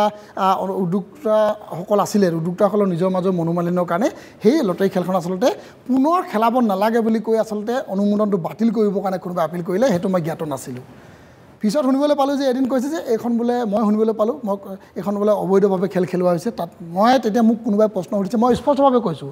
যে মই প্ৰশাসনৰ অনুমতি মোৰ ওচৰলৈ আহিছিলে, আৰু মই বিৰুদ্ধাচৰণ প্ৰথম কৰিছিলোঁ মই বিৰুদ্ধাচৰণ কৰাৰ কাৰণেই আচলতে প্ৰশাসনৰ পৰা অনুমতি মোৰ ল'ৰা সহযোগত আনিছে আৰু গতিকে প্ৰশাসনে সহযোগ দিয়াৰ পিছত পাৰ্মিশ্যন দিয়াৰ পিছত মই কোন হয় গতিকে মই তাত মই পক্ষপাত কৈছোঁ যে এখন খেলাবলগীয়া গাঁও উন্নয়নৰ কথা হৈছে কিন্তু একো তেনেকুৱা 2 নম্বৰ কথা গাঁৱৰ ভিতৰতে আচলতে খেলখন হ'ব বুলি তেখেতসকলে কৈছিলে হয় আৰু সেইটো দেখাৰ পিছত আমি দেখিলোঁ যে নিজৰ মাজত মনোমালিন্য লাগি যে এটা নতুন বিষয়লৈ গতি কৰি তেখেতসকলে যে সেইখন অনুমতি বাতিল কৰালে সেইটো মোৰ কিন্তু জ্ঞাত নহয় তেতিয়া আচলতে মোৰ নামটো সামু খাই গ'ল যে কোনোবাই লটাৰী খেলাৰ লগত মিলন বুঢ়াগোহাঁই অবৈধভাৱে খেলাইছে মই অবৈধভাৱে খেলোৱা দেখোন বিৰোধিতাও কৰিছোঁ আৰু সন্মতি অনাৰ পিছত যিখন আচলতে পাৰ্মিশ্যন অনাৰ পিছত মই সহযোগিতাও কৰিছোঁ আৰু সেই সহযোগিতাটোকে আচলতে কোনোবাই কনস্পিৰেচি কৰি মোক সামাজিকভাৱে যিহেতু স্থানীয় অঞ্চলটোত মোৰ বৰ এটা বহুত ডাঙৰ নাম আছে বুলি মই নকওঁ 100% লোকে ভাল পায় বুলি নকওঁ কিন্তু অন্ততঃ মানুহখিনিয়ে ভাল পায় তো গতিকে তাৰ কাৰণে আচলতে এটা সামাজিকভাৱে বা ৰাজনৈতিকভাৱে সামাজিকভাৱে মোক আচলতে নিষেধ কৰিবৰ কাৰণে পৰিকল্পনা কৰিছিলে যিটো কৰাৰ পাছত আমি গম পালোঁ যে মই তেতিয়াহে গম পাইছোঁ যে প্ৰকৃততে এই আগৰ অৰ্ডাৰটো কেঞ্চেল হৈছে তেতিয়া আচলতে আমাৰ লগৰ কেইজনমান আছে যিকেইজন ল'ৰাই জড়িত হৈছিলে তেখেতসকলৰ ওপৰত এটা কেছ হৈছিলে কেছ হোৱাৰ পিছত মোক আৰক্ষী বিভাগৰ পৰা নিজেই মোক ফোন কৰি কৈছে যে যিহেতু আপোনাৰ কথাটো ইয়াত কৈছে গতিকে কোনোবা কাৰোবাৰ বাকীকেইজনৰ নাম আহোঁতে আপোনাৰ নামটো সন্নিৱিষ্ট হৈছে মই কৈছোঁ মই তেতিয়াহ'লে মানে মই একো কৰিবলগীয়া নাই কাৰণ মই জড়িত একো নহয় যেতিয়া মই এইটো বিষয়ত মুভ নকৰোঁ কিন্তু শেহতীয়াকৈ লগৰকেইজনে যেতিয়া দেখিছোঁ যে তেখেতসকলে আচলতে জামিনৰ কাৰণে এপ্লাই কৰিলে যে এটা বদনাম হোৱাতকৈ তেতিয়া কৰোঁতে মোৰ নামটো যদি আছে মই ক'লোঁ যে মই নকৰোঁ প্ৰথমবাৰ মই কৰা নাই পিছৰবাৰ তেখেতসকলে জামিন এপ্লাই কৰি মোৰ জামিনটো তেখেতসকলে লৈছে গতিকে মই তাত ক'ৰবাত থানাত যাম বুলি বা ভয় খাই বা মই জেলত সোমাম বুলি তেনেকুৱা আচলতে বা বদনাম হ'ম বুলি ভাবি কিনে মই আচলতে তাত কথাটো গুৰুত্ব দিয়া নাছিলোঁ মই কৈছোঁ মই এনেকুৱা এটা হাতী বিশেষ বিষয়ত গুৰুত্ব নিদিওঁ কুকুৰক তো তাৰ কাৰণে আচলতে গুৰুত্ব দিয়া নাছিলোঁ শেষত জামিনত সকলোৰে নাম যেতিয়া আছে মোৰ নামো আহিছে মই জামিন পাইছোঁ আৰু জামিন এদিনত মোক মহামান্য ন্যায়ালয়ে দিছে এদিনত কোনো মানুহক জামিন নিদিয়ে কি কাৰণে দিছে আচলতে মই তাত জড়িত নহয় কাৰণে আজিও যদি আপোনালোকে যিটো ঘটনা বা কেছটো সেইটো আচলতে কি বিষয়ত আছে মই আজিলৈকে খবৰ কৰা নাই মই নকৰোঁ খবৰ কাৰণ কেলৈ মই তাত জড়িত নহয় আৰু মই নোহোৱা বিষয় তাত মই মূৰ গমাবলৈ নাযাওঁ হয় আৰু এটা অভিযোগ আছে সত্যাসত্য আপুনি ক'ব আৰু আপুনি আছে বাবে আপোনাৰ বিৰুদ্ধে থকা অভিযোগবোৰ আমি আনিছোঁ আৰু এটা অভিযোগত আপোনাৰ নাম সাঙুৰ খাই থাকে সেইটো হৈছে সঁচাও হ'ব পাৰে মিছাও হ'ব পাৰে সেইটো হৈছে তেল চুৰিৰ এটা অভিযোগ যে আপুনি তেল চুৰৰ সৈতে বা তেল চুৰি কাণ্ডৰ সৈতে আপুনি জড়িত হৈছিল কিমান সঁচা কিমান মিছা এটা বাক্যত এই গোটেই আপোনাৰ প্ৰশ্নটোৰ উত্তৰটো মই শেষ কৰি দিম কাৰণ এইটো বিষয়টো মই আৰু ক'বলগীয়া মোৰ নাই কাৰণ তেলৰ কি ঘটনা ঘটিছে কি জড়িত হৈ আছে তাৰ আজিলৈকে কোনো বিষয়বস্তু মোৰ লগত কোনো আলোচনা কৰা নাই মই নাজানো আপুনি শুনিছেনে কিন্তু শুনিছোঁ মই নিউজত দেখিছোঁ যে মোৰ গাড়ীখন দেখুওৱা হৈছে মোৰ কথা কোৱা হৈছে কিন্তু কি দেখুৱাইছে মই চাইছোঁ নিউজত দেখি মোৰ হাঁহি উঠিছে যে তেল চুৰৰ লগত জড়িত ব্যক্তিকেইজনৰ লগত মোৰ ফুৰিবলৈ যোৱা বা ক'ৰবাত আমি একেলগে থকা চাহ খোৱা ফটো দেখুৱাইছে মই খুব ভাল পাইছোঁ কাৰণ কেলৈ মই তেল চুৰ নালাগে সোণ চুৰ পৃথিৱী যিয়ে চুৰ নহওক লাগে ব্যক্তিগত হিচাপে কোনোবা মানুহজনক চিনি পোৱাটো মোৰ ভুল হ'ব নোৱাৰে আজি মই কাৰোবাৰ এজন ব্যক্তিগতভাৱে মই লগত লৈ ঘূৰি ফুৰিছোঁ মই চিনি পাওঁ তেখেতে ভিতৰত তেল চুৰ কৰিছে নে সোণ চুৰ কৰিছে মইতো নাজানো নিউজত অহাৰ পিছতে গম পাইছোঁ বা ৰাইজে কোৱাৰ পিছত মই গম পাইছোঁ যে তাৰ লগত জড়িত গতিকে তাৰপিছত মই যদি প্ৰকৃততে তেখেতৰ লগত থকা কাৰণে মোৰ বদনাম যদি হয় মই তেখেতৰ পৰা ফালৰি কাটিছোঁ তাৰপিছৰ পৰা থকা নাই ইমানটোৱে বিষয় আৰু কেনেকৈ কি নাম মোক কি বিষয়ক লৈ জড়িত কৰিছে নাজানো সামাজিকভাৱে মোক আচলতে নষ্ট কৰিবৰ কাৰণে এচাম লাগি আচলতে কনস্পাইৰেচি কৰি মোক আজিলৈকে পৰা নাই আৰু নোৱাৰিব কিন্তু এইটোৱে কথা যে তেল চুৰ লটাৰীৰ অভিযোগ আছে বিভিন্ন অভিযোগ ভাইৰেল হৈছিল ফোন টেপিঙতো আপুনি ষড়যন্ত্ৰ থকা বুলি কৈছে তেল চুৰিটো ষড়যন্ত্ৰ থকা বুলি কৈছে আপুনি লটাৰীৰ ক্ষেত্ৰতো ষড়যন্ত্ৰ আচলতে মিলন বুঢ়াগোহাঁইকে কিয় বাছি লৈছে মিলন বুঢ়াগোহাঁই বাছি লৈছে সামাজিকভাৱে আচলতে মই প্ৰতিষ্ঠিত অঞ্চলটোত মই প্ৰতিষ্ঠিত কোনোবা হয়তো ৰাজনৈতিকভাৱে মোক ভয় খাব পাৰে মোৰ যিটো পৰিকল্পনা হাবিয়াস নাই কোনোবা হয়তো ভাবিব পাৰে যে আচলতে তেখেতে টাইম ছাত্ৰ সন্থাত থকাৰ অৱস্থাত আচলতে জনগোষ্ঠীটো উত্তৰণৰ কাৰণে প্ৰকৃতপক্ষত বাছি লৈছে এনেকুৱা দুঃশাসকো কোনোবা থাকিব পাৰে যে জনগোষ্ঠীৰ উত্তৰ নিবিচাৰে কোনোবা এইটো বিচাৰিব পাৰে যে আমাৰ দাবীবিলাক পূৰণ হোৱাটো নিবিচাৰে তেখেতক আচলতে সামাজিকভাৱে নিষেধ যেতিয়া কৰি দিয়া হ'ব হয়তো তেখেতসকলে সেইসকল ব্যক্তিয়ে হয়তো নেতৃত্ব লৈ জনগোষ্ঠীটোৰ কাৰণে নিজৰ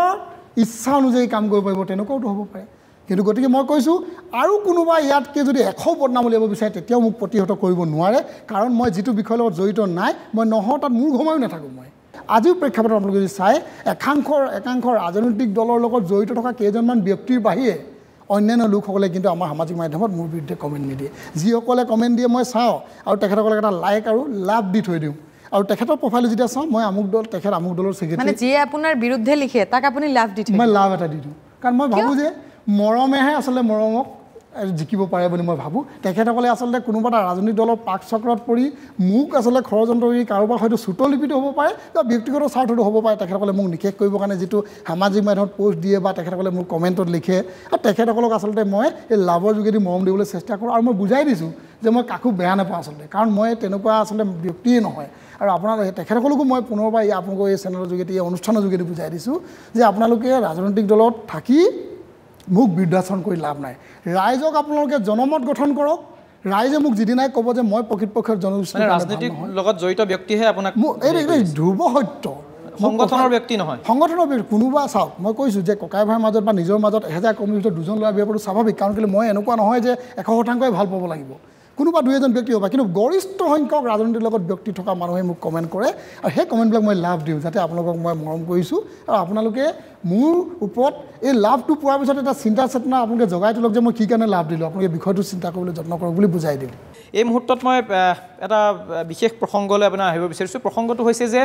বৰ্তমানৰ যিখন চৰকাৰ, হিমন্ত বিশ্ব শৰ্মা নেতৃত্বাধীন যিখন চৰকাৰ, সেই চৰকাৰৰ দৃষ্টিভংগী বা চৰকাৰৰ প্ৰতি আপোনালোকৰ যিটো এটা,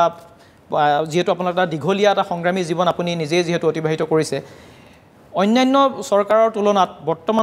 বৰ্তমান চৰকাৰখনৰ যিটো স্থিতি বা বৰ্তমান চৰকাৰখনৰ যিটো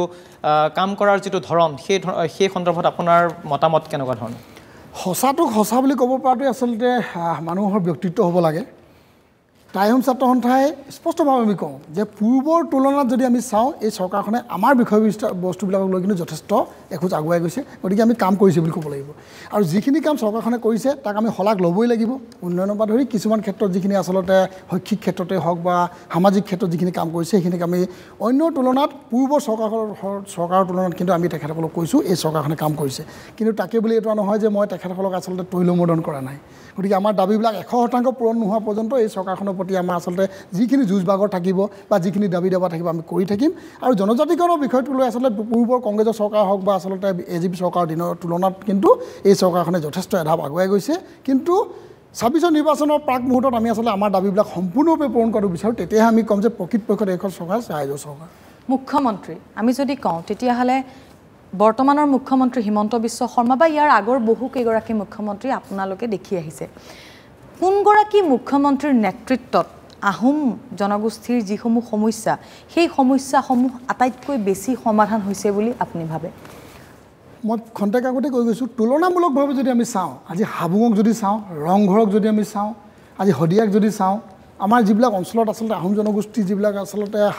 আমাৰ সম্পদবিলাক আছে বা জনগোষ্ঠীটোৰ লোকসকলৰ আচলতে অসুবিধাবিলাক আছে, আজি মাটিৰ পটৰাৰ ক্ষেত্ৰতে আমি যদি চাওঁ, এইবিলাক ক্ষেত্ৰত কিন্তু আমি দেখোঁ কংগ্ৰেছ চৰকাৰৰ তুলনাত এই হিমন্ত বিশ্ব শৰ্মা ডাঙৰীয়াই কিন্তু যথেষ্টখিনি কাম কৰিছে। মানে মুখ্যমন্ত্ৰীবিলাকৰ তুলনাত আগৰ মুখ্যমন্ত্ৰীৰ তুলনাত নিজৰ জনগোষ্ঠীৰ প্ৰয়াত মুখ্যমন্ত্ৰী তৰুণ গগৈ ডাঙৰীয়া থাকি গ'ল, শদিয়াবাসী ৰাইজৰ মাটিৰ পটাৰ সমস্যা হৈ থাকিল। বছৰ স্বাধীনতাৰ কালৰ পিছৰ পৰা আজিলৈকে শদিয়াবাসী ৰাইজে কিন্তু পতা পোৱা নাছিল। এই চৰকাৰখনে এই মুখ্যমন্ত্ৰীৰ নেতৃত্বত সেই এটা কাম সম্ভৱ হৈ উঠিছে, আমি তেখেতক ধন্যবাদ জ্ঞাপন কৰিছোঁ। আজি হাবুং হৈছে, যিখন হাবুঙক আচলতে আমি পীঠস্থান বুলি কওঁ বা সকলোৱে চাবৰ কাৰণে আজি দেশ বিদেশৰ মানুহ আহে, সেই হাবুং কিন্তু সেইটো সময়ত কেৱল ঐতিহ্য আৰু পূজা কৰা এটা থান আছিল, সেইখন চাবৰ কাৰণে মানুহে বিশেষ যোৱা নাছিল। আজি হাবুং কিন্তু হাবুং হৈ উঠিলে, ৰংঘৰৰ কাৰণে কাম কৰিছে, শদিয়াৰ কাম কৰিছে। এইবিলাক তুলনামূলকভাৱে এই মুখ্যমন্ত্ৰীয়ে কৰিছে, কিন্তু এইখিনি যথেষ্ট নহয়, বহু কাম কৰিবলগীয়া আছে, যিখিনি কাম আচলতে এই মুখ্যমন্ত্ৰীগৰাকীয়ে চৰকাৰত থকা অৱস্থাত আমি কৰাটো বিচাৰিছিলোঁ। আৰু জনজাতিকৰণকে ধৰি অন্যান্য যিবিলাক প্ৰসংগ আছে, যিবিলাক সমস্যা আছে, আমি তেখেতে সমাধান কৰি যোৱাটো বিচাৰিছিলোঁ কাৰণেই আচলতে তেখেতৰ প্ৰতি আশ্বাস ৰাখি, এই চৰকাৰখনৰ প্ৰতি আশ্বাস ৰাখি আহোম জনগোষ্ঠীয়ে ভোট দি জয়যুক্ত কৰাইছিল। 26লৈ কেইটামান দিন বাকী আছে, এই দিনকেইটাত তেখেতৰ আমাৰ প্ৰতি আমি যিটো বিশ্বাস ৰাখিছিলোঁ, কিদৰে ৰাখিব পাৰে এইটো সমূহে ক'ব, অন্যথা আমি কি প্ৰত্যুত্তৰ দিব লাগে দিম। প্ৰতিটো নিৰ্বাচনতে বিশেষকৈ আহোমৰ যিকেইটা সংগঠন আছে, বিশেষকৈ আটাচুৰৰ পৰা আৰম্ভ কৰি আপোনালোকৰ যিটো দেখি আহিছে তৰুণ গগৈ 15 বছৰ, তাৰপিছত সৰ্বানন্দ সোণোৱালৰ নেতৃত্বত এইবাৰ হিমন্ত বিশ্ব শৰ্মাৰ নেতৃত্বত 5 বছৰ সম্পূৰ্ণ হ'বলৈ গৈ আছে। প্ৰতিশ্ৰুতি পূৰণৰ ক্ষেত্ৰত যদি আপুনি ইতিমধ্যেই কৈছে যে প্ৰতিশ্ৰুতি পূৰণৰ ক্ষেত্ৰত বাকীসকলৰ তুলনাত হিমন্ত বিশ্ব শৰ্মা চৰকাৰে যথেষ্ট কাম কৰিছে, জনজাতিকৰণৰ প্ৰসংগটোক একাষৰীয়া কৰি অন্যান্য যিবোৰ প্ৰতিশ্ৰুতি আপোনালোকে দেখিছিলে যে এইজন মুখ্যমন্ত্ৰীৰ অধীনত আমি এইকেইটা প্ৰতিশ্ৰুতি পূৰণ হোৱাটো বিচাৰোঁ, তেনেধৰণৰ যদি দুটা আমি ক'ব বিচাৰোঁ, কোন দুটা আপোনালোকৰ সপোন আছিলে যে চৰকাৰে এইটো পূৰণ কৰিব আৰু কৰিছে? টাইহোম ছাত্ৰ সন্থাৰ সাংবিধানিক দাবী আছিল যে যিসমূহ আচলতে ঐতিহাসিক কীৰ্তিচিহ্ন ঐতিহাসিক কীৰ্তিচিহ্নসমূহ সাংবিধানিকভাৱে আচলতে আৰু বিজ্ঞানসন্মতভাৱে ইয়াক সৌন্দৰ্যবৰ্ধন আৰু শোভাবৰ্ধন কৰাৰ সংৰক্ষণ কৰা এটা দাবী আছিলে ইতিমধ্যে প্ৰায় তেখেতে যথেষ্টখিনি কাম কৰিছে ভূমি পটাৰ কথা ইতিমধ্যে কৈ গ'লোঁ মূল সমস্যাৰ ভিতৰত ভূমি পটা আমি কথা কৈছিলোঁ যে শদিয়াবাসী ৰাইজে বা আমাৰ যিসকল ট্ৰাইবেল বেল্ট আছে বা অন্যান্য ঠাইত যিসকলে আমাৰ জনগোষ্ঠীৰ লোকে ভূমি পটা পোৱা নাই তাত দিব লাগে সেইটো ইতিমধ্যে কিন্তু তেখেতলৈ চাৰ্কুলাৰ কৰি প্ৰায় এটা দিশত আগবাঢ়ি গৈছে আৰু শদিয়াত পাইছে এইটো এটা মূল বিষয় আমি আমাৰ দাবী পূৰণ হৈছে বুলি ক'ব লাগিব কিন্তু আৰু এটা বিষয় আচলতে পেইণ্টিঙৰ মাজত আছে টাই ভাষা আমি শিক্ষক নিযুক্তিৰ কথা কৈছিলোঁ সেইটো আচলতে মুখ্যমন্ত্ৰী ডাঙৰীয়াৰ লগত যেতিয়া আমাৰ আলোচনা হৈছিলে আলোচনাত কৈছিলে যে টাই ভাষা শিক্ষক আমি নিযুক্তি দিয়াতকৈ টাই কেন্দ্ৰ আচলতে প্ৰাথমিক কেন্দ্ৰ আমি চৰকাৰে বিভিন্ন টাই জনগোষ্ঠীৰ লোকসকলৰ অধ্যুষিত অঞ্চলত খুলিম বুলি কৈছিলে সেইটো আমি এতিয়ালৈকে হৈ উঠা নাই আৰু সেইটো আমি মনাও নাই আমি কৈছোঁ আমাক শিক্ষকেই লাগিব প্ৰাথমিক পৰ্যায়ত আৰু এতিয়া শেহতীয়াকৈ বুৰঞ্জী যিটো আচলতে অষ্টম শ্ৰেণীলৈকে দিছে সেইটো আমাৰ সাংবিধানিক দাবী আছিলে টাই স্বতন্ত্ৰ আজি পূৰণ হৈছে নিশ্চয় বহুকেইটা দাবী পূৰণ হৈছে এতিয়া মিলন গোহাঁই একেবাৰে স্পষ্টকৈ আপুনি যিহেতু কৈছে যে যি কম সঁচা কম গতিকে এই অনুষ্ঠানত থাকি এটা সঁচা কথা কওক যে মিলন বুঢ়াগোহাঁয়ে ৰাজনীতিলৈ কেতিয়া যাব চাওক ৰাজনীতিলৈ কোনোবাই ইচ্ছা কৰিলে যাবও নোৱাৰে আৰু থকা মানুহ ৰাজনীতিত আচলতে বেছিদিন টিকি থাকিব নোৱাৰে ৰাজনৈতিক জীৱনলৈ মই আকৌ এবাৰ শুধৰাই দিছোঁ প্ৰশ্নটো মাজতে ৰখাই মিলন বুঢ়াগোহাঁই ৰাজনীতিলৈ কেতিয়া যাব আৰু গ'লে কোনটো দললৈ তেওঁ যাব হয় ৰাজনৈতিক দললৈ আচলতে কোনোবাই ইচ্ছা কৰিও যাব নোৱাৰে আৰু থকা অৱস্থাটো সেই ৰাজনৈতিক দলত আচলতে কিমান দিনৰ কাৰণে চিৰস্থায়ী এইটো তেখেতে নিজে সেই ব্যক্তিজনে ক'ব নোৱাৰে গতিকে আমি ৰাজনৈতিক প্ৰেক্ষাপটলৈ আমি কেতিয়া যাম বা যাম নে নাযাম এই প্ৰকৃত উত্তৰটো আচলতে সময়ে দিব আৰু ৰাইজে দিব কাৰণ আজি টাই স্বতন্ত্ৰৰ কাৰণে কাম কৰিবলৈ যাওঁতেই আচলতে একাংশ লোকে টনা আজোৰা কৰি আচলতে সামাজিকভাৱে কাম কৰাত বিধি পথালি দি আছে কাইলৈ তাৰিখত যদি আমি ৰাজনৈতিকভাৱে যদি গৈ আমাৰ সমস্যাবিলাক সমাধান কৰিম বুলি যদিও ভাবোঁ তেতিয়াও আচলতে আমাৰ জনগোষ্ঠী বা কিছুমান লোকৰ কাৰণে হয়তো সেইটো সম্ভৱ হৈ নুঠিব গতিকে এই প্ৰেক্ষাপটত থাকিয়ে আচলতে আমি জনগোষ্ঠীটোৰ দাবীকেইটা পূৰণ কৰিবৰ কাৰণে যত্ন কৰিম সময়ে যদি আমাক লৈ গুচি যায় ৰাইজে যদি আমাক লৈ গুচি যায় যাবলৈ যদি সন্মতি প্ৰদান কৰে ৰাইজ আমাৰ অভিভাৱক সেই ৰাইজৰ কথা শুনি সময়ত সপোন আছে মানে আপোনাৰ চাওক সপোন মোৰ কেৱল ৰাইজৰ কাৰণে কাম কৰিবৰ কাৰণে আছে জনগোষ্ঠী আৰু জাতিৰ কাৰণে কাম কৰাটো আছে সেয়া যি মঞ্চতে নাথাকোঁ কিয় সপোনটো আমাৰ আচলতে ৰাইজৰ কাৰণে উন্নয়ন কৰাটোৱে আমাৰ সপোন সেই সপোনটোৰ কাৰণে ৰাজনৈতিক প্ৰেক্ষাপটত যদি থাকিব নথকাকৈও যদি কৰিব লাগে সংগঠনত যদি নাথাকিও যদি আচলতে কৰিব লাগে তেতিয়াও মই কাম কৰিবৰ কাৰণে প্ৰস্তুত যি কম সঁচা কমৰ আমাৰ অনুষ্ঠান সামৰিবলৈ হৈছে কিন্তু সামৰাৰ পূৰ্বে আমাৰ এই অনুষ্ঠানৰ এটা বিশেষ এটা অংশ যিটো অংশ আমি কেইজনমান বিশেষ ব্যক্তিৰ নাম আমি কওঁ আপুনি এটা বা দুটা শব্দত আপুনি সেই ব্যক্তিজনৰ বিষয়ে আপোনাৰ মনৰ ভাৱ আপুনি ক'ব লাগে প্ৰথমে মই ক'ব বিচাৰিছোঁ মুখ্যমন্ত্ৰী হিমন্ত বিশ্ব শৰ্মা কৰ্মদক্ষ মুখ্যমন্ত্ৰী আৰু সহজ সৰল সকলোৰ লগত মিলি থকা মুখ্যমন্ত্ৰী কামবিলাক কৰিবলৈ যত্ন কৰে কিন্তু সম্পূৰ্ণভাৱে কৰিব পৰা নাই কৰাটো কামনা কৰোঁ অখিল গগৈ আচলতে নিজকে প্ৰচাৰ কৰি থাকিবলৈ বিচৰা এজন ব্যক্তি আৰু প্ৰতিটো তেখেতৰ নিজস্ব আচলতে কোনো দাবী আৰু তেখেতৰ আচলতে লক্ষ্য উদ্দেশ্য নাই য'ত যি উৎপত্তি হয় তাতে তেখেতে জঁপিয়াই পৰে সেইটোৱে তেখেতৰ লক্ষ্য গৌৰৱ গগৈ ডাঙৰীয়া উঠি অহা প্ৰজন্মৰ বাবে ইউথ জেনেৰেশ্যনৰ বাবে আচলতে এটা সাহস কিন্তু তেখেতে আচলতে এতিয়াও বিদেশৰ যিটো আচলতে তেখেতৰ গাত লাগি থাকিবলগীয়া ৰং বা তেখেতৰ চৰিত্ৰ সেই চৰিত্ৰ লাগি আছে আৰু দেউতাকে আচলতে মুখ্যমন্ত্ৰী হৈ থকাৰ অৱস্থাত যিখিনি আচলতে কাম কৰিছিল সেই কামবিলাক কেনেদৰে কৰিছিল সেইবিলাক আচলতে তেখেতৰ আজি অধ্যয়ন কৰাৰ প্ৰয়োজন আছে সৰ্বানন্দ সোণোৱাল এজন খুব ভাল ব্যক্তি সৰ্বানন্দ সোণোৱাল বুলি কোৱাৰ লগে লগে আচলতে প্ৰতিজন ব্যক্তিৰ মুখত কোনো অবিতৰ্কিত ব্যক্তি কিন্তু কথা হ'ল যে তেখেতে নিজৰ লগত থকা ব্যক্তিকেইজনকেই আচলতে ৰাজনৈতিকভাৱে হওক বা সামাজিকভাৱে আচলতে জনগোষ্ঠীকেইটাক যিহেতু উজনি অসমৰ এজন মুখ্যমন্ত্ৰী আছিলে তেখেতে সেই সমস্যাখিনিও সমাধান কৰিব নোৱাৰিলে গতিকে আজি প্ৰেক্ষাপটত দিল্লীত থাকি কি কৰিব এইটো আমাৰ আচলতে প্ৰশ্নবোধক গতিকে তেখেতে পুনৰ আমাৰ ৰাইজৰ কাৰণে আচলতে অসমৰ কাৰণে মাত মাতি তেখেতে অসমৰ যিখিনি কাম মুখ্যমন্ত্ৰী থাকোঁতে কৰিব নোৱাৰিলে কৰিবলৈ যত্ন কৰাটো আমি প্ৰয়োজন বুলি অনুভৱ কৰোঁ শৃংখল চলিহা আচলতে সমাজ জীৱনৰ লগত প্ৰতিটো সমস্যা সমাধান কৰিবলৈ বিচৰা এজন ব্যক্তি সি আগগুৰি নাচায় যে প্ৰতিটো বিষয়ে যে সমস্যা এটা হৈছে সমাধান কৰিব লাগে তাত জঁপিয়াই পৰে গতিকে সেইটো তাৰ লক্ষ্য আৰু এইটো আজি প্ৰেক্ষাপটত প্ৰয়োজন আছে সমুজ্জ্বল কুমাৰ ভট্টাচাৰ্য পিতামহ প্ৰতিটো জাতি জনগোষ্ঠীৰ লগত মিলিব পৰা এজন ব্যক্তি